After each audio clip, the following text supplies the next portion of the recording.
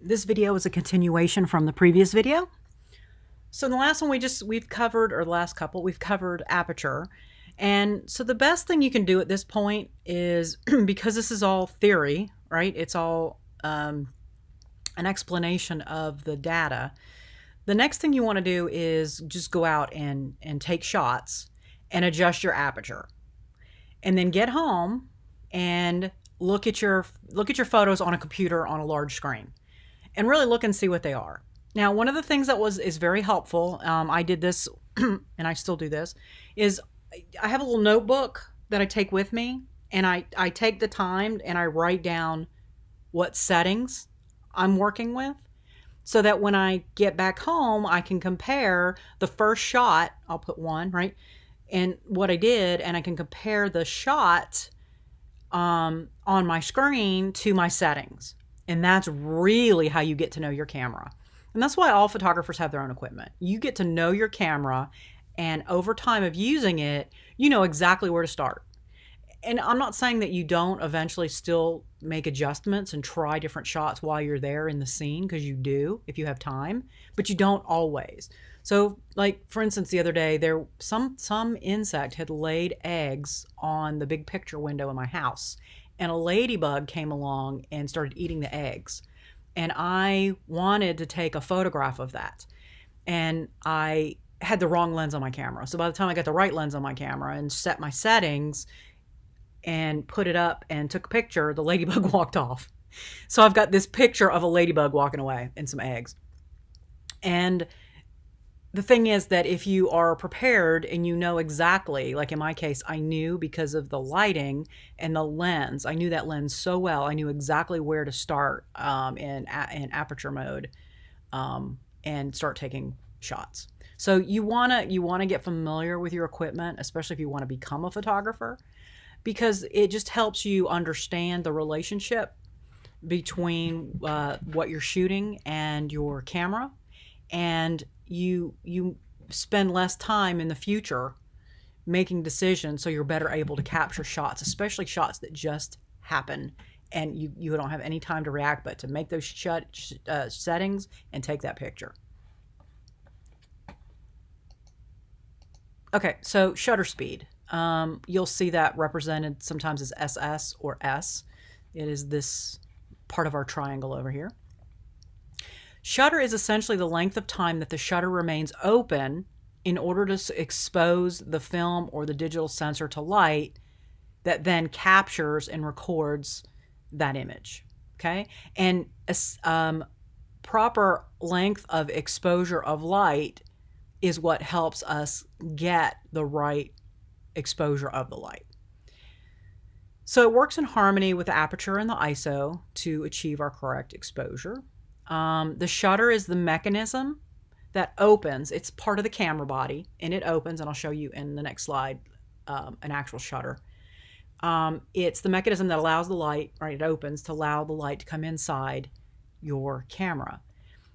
It's similar to shutters on a window, but I would say it's much more like your eyelids. Since we're using the eye analogy, and so since we did for the aperture, if the aperture is the iris and the pupil on your eye, then the shutter are your eyelids.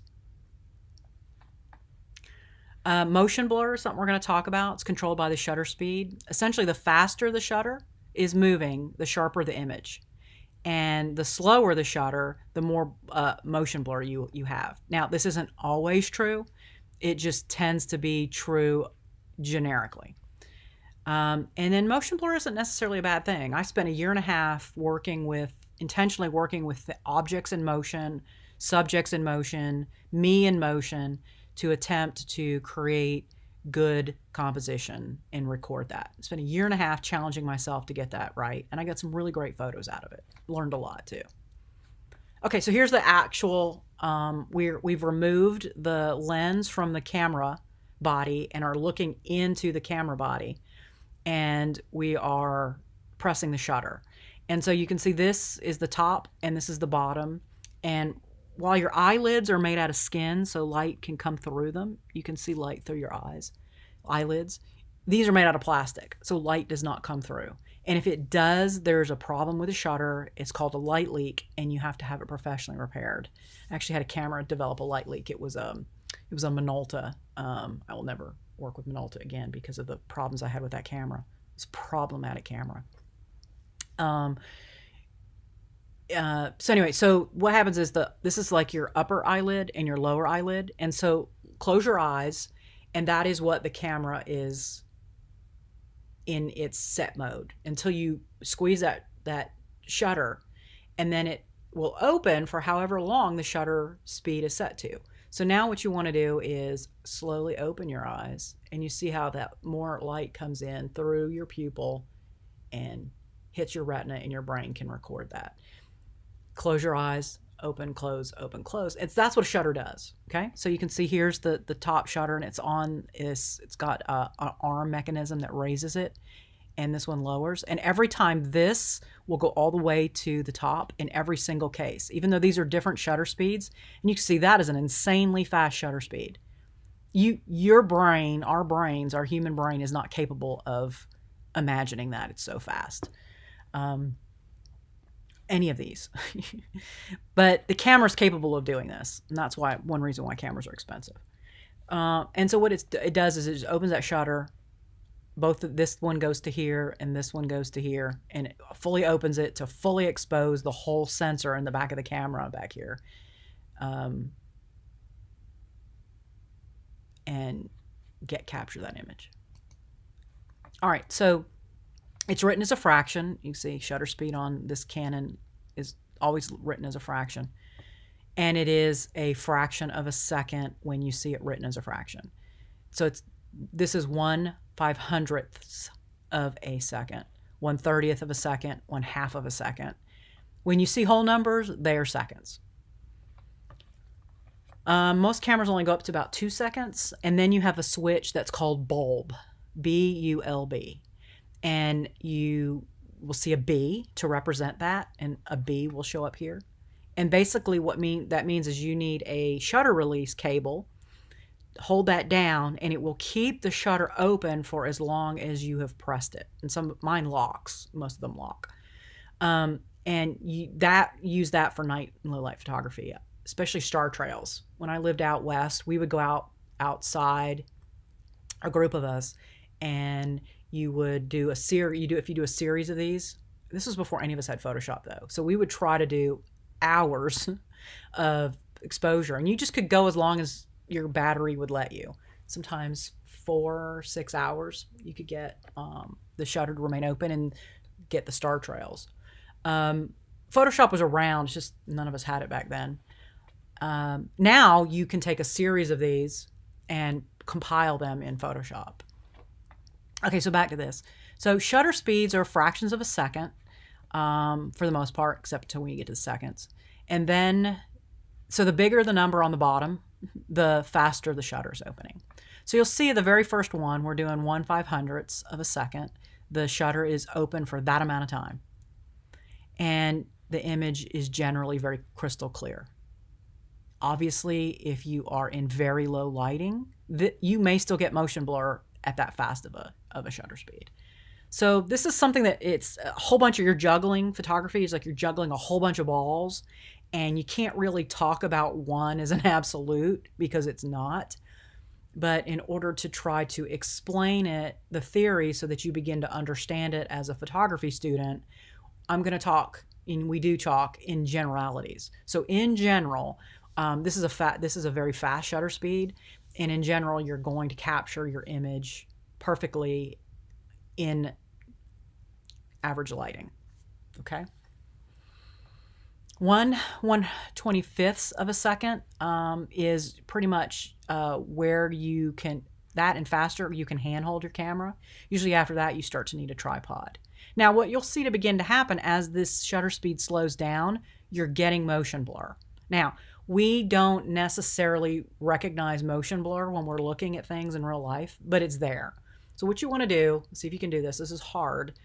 It's hard not to have things move in front of your eyes and move your eyes. So what you want to do is focus in the distance and move your hand back and forth in front of your eyes, and you can begin to see that there's some motion blur there. And you probably didn't notice that before. As long as your eye's not moving, because normally our eyes move and it erases the motion blur. So you can start to kind of, as something waves in front of your face and you're focused beyond it, you can see that motion blur. Your brain tends to erase some of it. The camera doesn't, because let's go down here to one half of a second. This is when the shutter opens, the subject is here, and when the shutter closes, the subject is here. So what has happened is it's recorded that motion. And that's why you get motion blur. And motion blur can happen whether your object or subjects are moving, or whether you're moving, or both. Okay. So in shutter priority mode, the shutter speed and the camera will calculate the aperture. You have already established ISO. That doesn't change. Many sports and wildlife photographers who are interested in capturing their subject's emotion will use this setting, and they'll compromise the aperture. They'll compromise their depth of field. Because I would say the main, not the only, but the main important thing to capture in a photo of a person or an animal is that their eyes, or at least the eye closest to the camera if they're in profile, is in sharp focus. That is imperative. And sometimes the only way to make sure that you have achieved that is in shutter priority mode, because you know that if you can shoot, say it, you're in the morning light, say it's low light, you know that if you can shoot at 1/500th of a second in that light, you will capture that animal's eye in sharp focus, and that whatever else is around you can be compromised. Now, I'm not saying that it doesn't matter, because the people who make top money in wildlife and sports photography, they get it right. They get everything right. And that takes years of practice and understanding your camera, understanding the light, understanding how it works, taking a lot of shots to get really good at it. And so those shots that you see in National Geographic, those people are serious, insanely addicted to photography, photographers who have decades of experience in shooting moving subjects. It's really hard to do. I try taking pictures of my cats, and I'll take 20 shots and none of them will be good, because it's very hard to shoot something in motion, especially if your lighting is less than ideal. And so here's the thing I'm going to tell you. If you're out somewhere shooting, because I know wildlife photographers personally, I have friends that are wildlife photographers. I have shot with them. I have shot wildlife photography, landscape photography. And I can tell you, you can go out somewhere for weeks in order to get this beautiful shot. And when it finally happens, you want to make sure that you have captured it. So you want to take a whole lot of shots. Back like when we were talking about the moose with the flowers, you've got that one instance. And I actually was in Denali National Park in Alaska, and you have to take this bus up and down the camp road. You can't drive it. And the bus was driving in the morning with all the photographers out to take pictures for the day. And there was a moose in a pond eating his breakfast in the morning sunlight. It was beautiful. Everything was beautiful. And so of course everybody gets off the bus that's a photographer to take these shots of this giant moose. They're massive. I had no idea how big a moose was. I swear they're like 15 feet tall. They're crazy tall. And he wasn't interested in us, but we were all able to get some really nice shots of a moose eating breakfast in the morning light. And so there was that once in a lifetime opportunity, because I've never since seen that live, or at least not that close, to shoot that scene. So you want to make sure you get it right. Especially back then when we were shooting slide film and you had to go home and process your film, and then there was no do-over. Okay, so we're going to stop here for this this video, and we will continue in the next.